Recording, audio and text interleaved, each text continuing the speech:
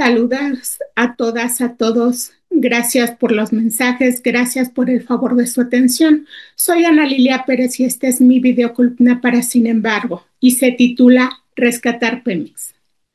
Concebida como una empresa pública creada a partir de la nacionalización de la industria petrolera, con la esencia y la mística del Pemex, propiedad de todos los mexicanos, la paraestatal más importante del país llegó a colocarse como una de las principales petroleras del mundo, con una muy amplia y valiosa infraestructura terrestre y marítima, incluida su flota de estanque, aeronaves, plataformas, centros de producción, terminales, un sistema de refinación robusto, una boyante industria petroquímica y la infraestructura y logística para explotar desde las aguas del Golfo de México el yacimiento Cantarell, ni más ni menos que el segundo campo petrolero más prolífico del planeta. Nos llevaría horas hablar de toda la infraestructura de Pemex que durante las primeras 5 décadas se compró, se construyó, se instaló y se desarrolló con cuantiosos recursos públicos. Y de cómo, a partir de los años 90, sus plantas y muchos de sus valiosos activos se fueron desincorporando. Era el término más utilizado para venderlos, simulando que era chatarra, pero era prácticamente para casi regalarlos a los amigos de los funcionarios. Luego, esos amigos que se habían quedado con los activos se los volvían a rentar a Pemex mediante empresas que creaban sobre las rodillas. Es decir, con los mismos activos que desincorporaban, luego se les contrataba para darle servicios a Pemex, como cuando terminas comprando la misma pieza del carro que te robaron. La política de administración que se aplicó a partir de los años 90 fue la del desmantelamiento, de subutilizar sus refinerías y privilegiar las importaciones, aunque se pagara más por cada litro de gasolina o diésel, de desmantelar la flota aérea, de desmantelar las plataformas, los barcos, para luego pagar arrendamientos muy costosos, de subcontratar la mayor parte de los servicios, usualmente con sobreprecios. La política era volver a Pemex una administradora de contratos, con un gasto de operación más y más costoso, con miras a privatizarla. En tanto, la iban desvalijando. Como parte de ese mecanismo, hicieron de la estructura directiva una burocracia dorada, con privilegios, derroche, excesos y frivolidad como en ninguna otra petrolera del mundo, comenzando por sus directores generales. Uno de ellos, Raúl Muñoz Leos, dispuso que se pagara con recursos de Pemex las cirugías estéticas de su esposa, una liposucción y una cirugía para eliminarle las arrugas.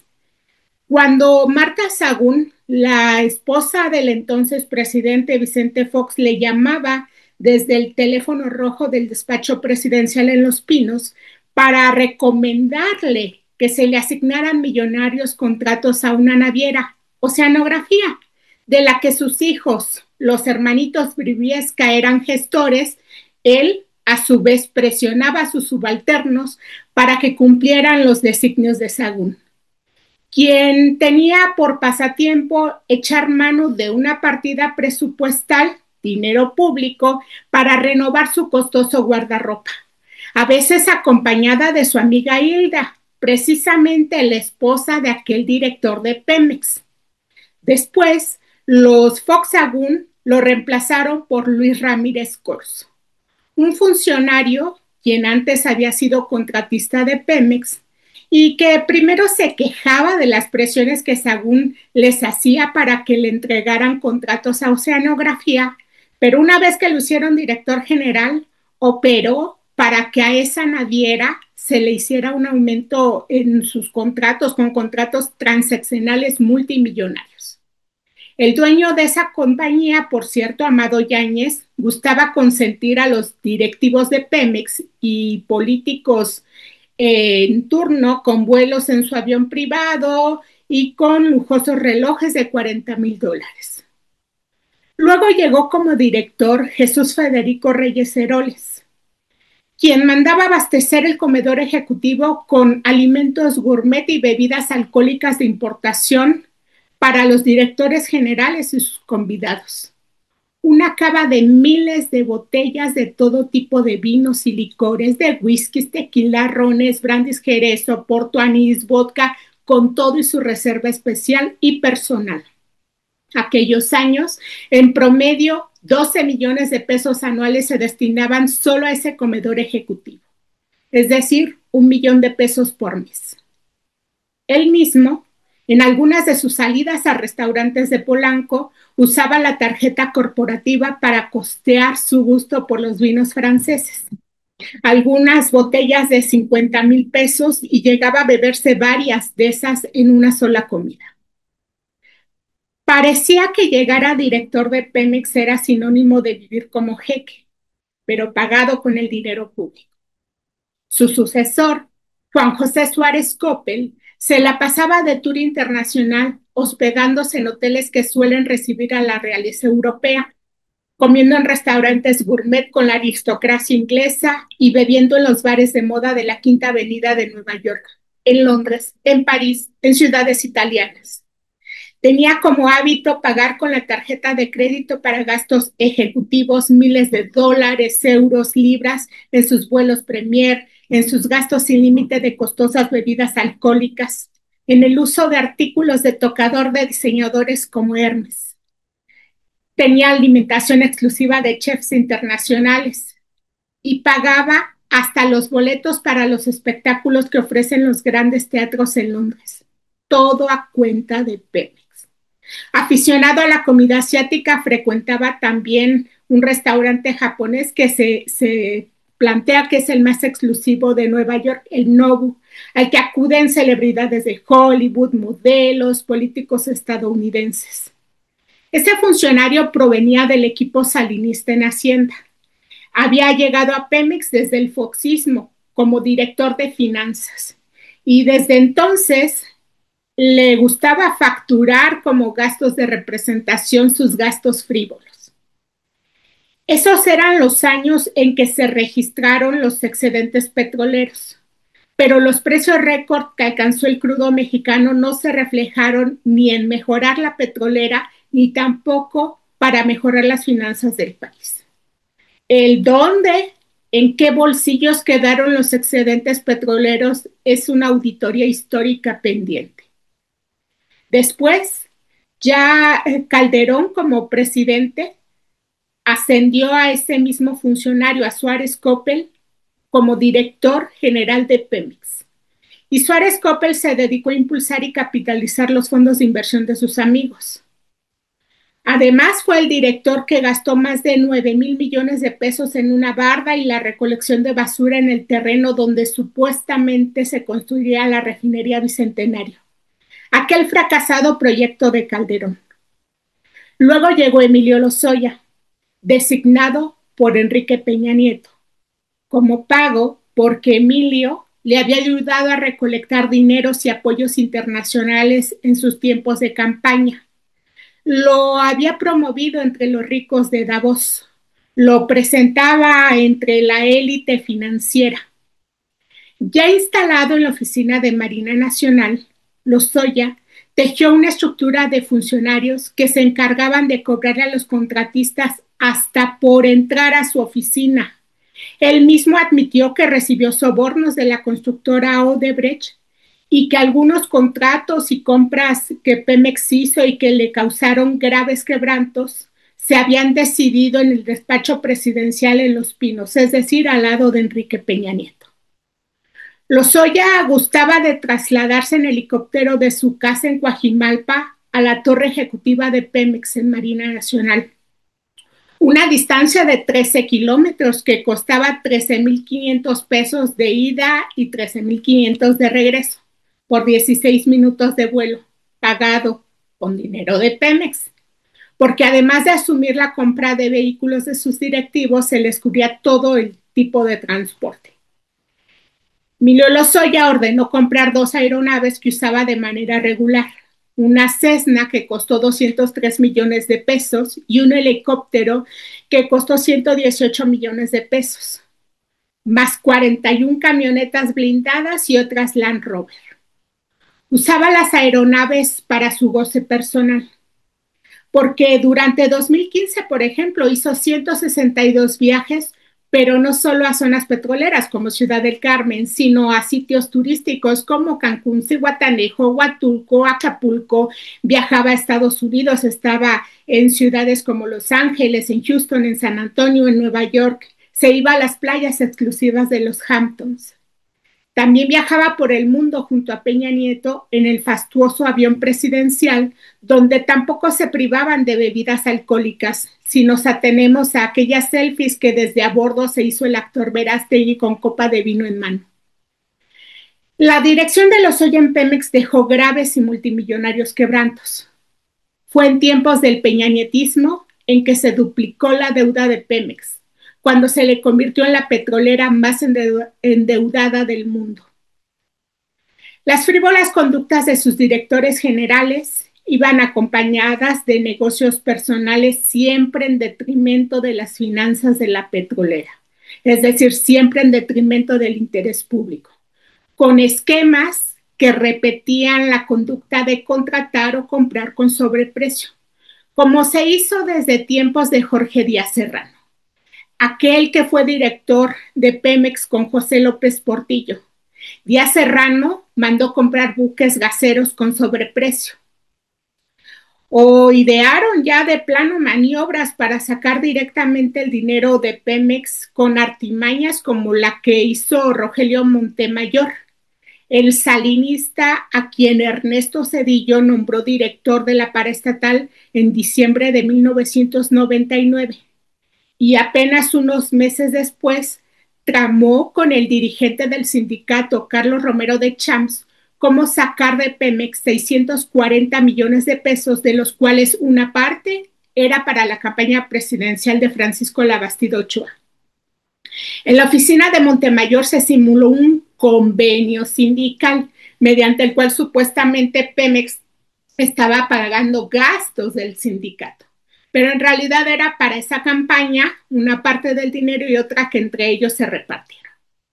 3 días después de que Romero de Champs recibió de Pemex ese cheque por 640 millones de pesos, los depositó en la cuenta que él mismo manejaba a nombre del sindicato.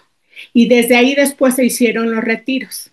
Era tanto el efectivo que se tuvo que trasladar en camionetas que llevaron una parte a las oficinas del PRI en Ciudad de México. Ese era el modelo de administrar Pemex, siempre con el discurso oficial de que la petrolera no daba para más, pretendiendo privatizarla, mientras que la burocracia dorada se servía con la cuchara grande, mientras se pagaban bonos, liquidaciones, finiquitos millonarios sin importar el deficiente desempeño. Cada uno de estos directores generales que he citado, envueltos en escándalos, envueltos en actos de corrupción, todavía le cobró a Pemex su indemnización o su finiquito. Fueron varios millones. Si quiere tener la precisión, el número exacto de lo que cobró cada uno de ellos, le invito a revisarlo en la versión escrita de esta columna. En ese mecanismo de la burocracia dorada, otro de los beneficios era las pensiones exorbitantes, las pensiones exorbitantes, que todavía es un tema pendiente de revisar, como la que recibe la familia de Carlos Márquez Padilla, quien laboró en Pemex menos de 4 meses como coordinador de asesores de Octavio Aguilar Valenzuela, quien era entonces el director corporativo de administración de Pemex, en esos años en que Muñoz Leos precisamente era el director general. Octavio Aguilar es el hermano de quien entonces era vocero presidencial de Fox. Carlos Márquez ingresó a Pemex en junio de 2004 y apenas unas semanas después se le autorizó un préstamo por 447,000 pesos. Y al mes siguiente se le autorizó un crédito para financiamiento de vehículo que después sería reembolsable por estos gastos de transporte que se le paga a los funcionarios, otra de las prebendas en Pemex. Él tenía un Mini Cooper deportivo con quemacocos panorámico. Luego, en octubre, cuando ocurre su muerte, que fue declarada por la autoridad capitalina oficialmente como un suicidio. A partir de entonces y durante los siguientes 20 años a su familia se le ha pagado una cuantiosa pensión. Así, incontables e incuantificables fortunas se hicieron mediante el saqueo a la petrolera, tanto que hasta la revista Forbes consideraba incluir a algunos contratistas y al dirigente del sindicato, Carlos Romero de Champs, en su famosa lista de las fortunas más cuantiosas del mundo. Los casos que he descrito, sin duda, son casos de excesos, de escándalos de corrupción que quedaron en la impunidad. Pero aún saqueada, Pemex es una de las petroleras más importantes a nivel global. Veámoslo en cifras. Es la petrolera número 11 en producción de crudo. Ocupa el lugar número 20 en reservas de crudo y condensados. En cuanto a logística de hidrocarburos, ocupa la quinta posición a nivel mundial. Tiene la novena posición en comercialización internacional. Internamente comercializa el 80% de los combustibles, aporta el 6% de ingresos presupuestarios y genera 124,000 empleos directos. Por eso es relevante el Plan Estratégico 2025-2035 que hace unos días se presentó desde Palacio Nacional, con el que se busca reorientar a Pemex, reestructurándolo con miras a su fortalecimiento, para revertir lesivas políticas de administración como las ya descritas. Del plan, que se explica en un amplio documento que está disponible para consulta pública, destaco el proyecto para la petroquímica, porque es un rubro que en el país tiene enorme potencial y para Pemex representaría mucho valor agregado. En algunos tiempos la petroquímica supuso de los mejores negocios para Pemex, pero se le fue desarticulando, las plantas se fueron vendiendo con el pretexto de que no eran rentables, condenando al país a la dependencia de las importaciones de esos insumos que son necesarios para el sector agrícola, para la industria química y manufacturera. Ahora, el anunciado plan para Pemex considera, entre muchas otras medidas, impulsar precisamente ese sector de la petroquímica mediante la reactivación de complejos industriales, un ámbito en el que los expertos en la industria avisoran potencial y valor agregado.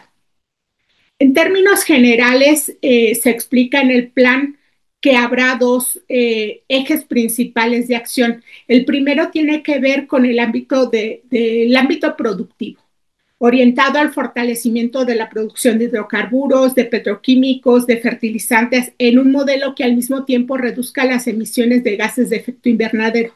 Y el segundo eje que ahí se plantea es el de la parte financiera. Las medidas que se van a tomar para la sostenibilidad presupuestal, para el manejo de la deuda y el cómo tener recursos disponibles para proyectos productivos.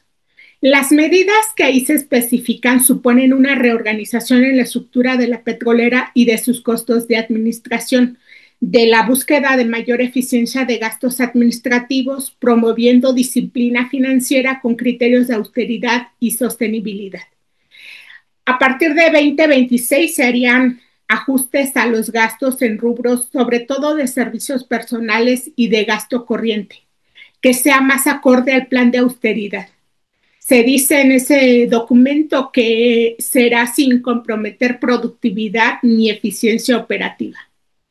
Por ejemplo, en cuanto a los servicios personales y al gasto corriente, se plantea reducir los gastos que pues han resultado costosos y no necesariamente estratégicos, como consultorías, asesorías, estos pagos de servicios médicos que se hacen en el ámbito en el ámbito privado para los altos directivos. Además, el arrendamiento de inmuebles industriales, de mobiliario, de automóviles o los insumos que suelen utilizarse de manera cotidiana y que por ahí pueden estar también muchos de esos insumos que pueden representar ahorros. También se considera el ajuste en la estructura, en las percepciones, en los gastos del personal de confianza, que suele ser de lo más costoso. Los ajustes Consideran además dos rubros muy relevantes. Uno es el esquema de contrataciones y de compras estratégicas, cuantificándose que esos ajustes generarían recursos que se destinarían a proyectos prioritarios con mayor rentabilidad social y económica. Hacer eficiente Pemex supone también optimizar los recursos públicos, reforzar los lineamientos y los programas de austeridad en su gasto corriente, eliminar gastos superfluos y requiere sobre todo el combate a la corrupción. Por hoy es todo. Nos encontramos en este espacio la próxima semana. Gracias.